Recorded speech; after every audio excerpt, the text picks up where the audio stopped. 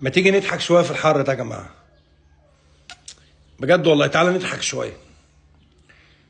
وسقف التعاقدات اللي ضرب في السماء، انت بقيتش عارف تكلم لعيب يقول لك طب انت تمام، نادي جماهيري ونادي كان بيجيب بطولات ونادي بيعافر ونادي بياخد بطولات، يعني في ظل بقى كل حاجه صعبه، عندك نجومك وعندك، بس اصل النادي التاني يعني عارض عليا 10 قروش، انت بتقول لي 3. حتى لو ده في لعيبه وصلت انه يا ابني انت هتقعد بره السكور، يا ابني هيطلعك اعاره، يا ابني ده انت مش هتلعب هناك، يا ابني يقول لك ماشي بس ما انا هاخد فلوس، يعني بس هاخد فلوس كتير اللي هي اصلا ازيد بكتير من قيمتي التسويقيه كلاعب. هو ده طبيعي يا جماعه؟ طب مين هيحط حد للمواضيع دي؟ مين هيحط حد يا جماعه للمواضيع دي؟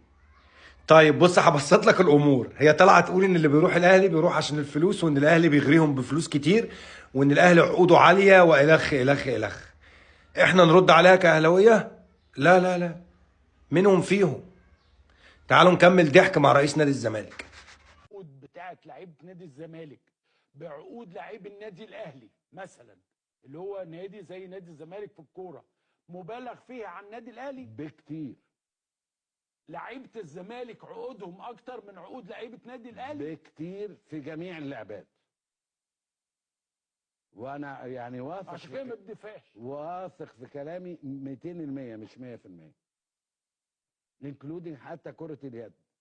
يعني انا ما تدوخوناش معاكم بقى. مين صادق ومين كذاب؟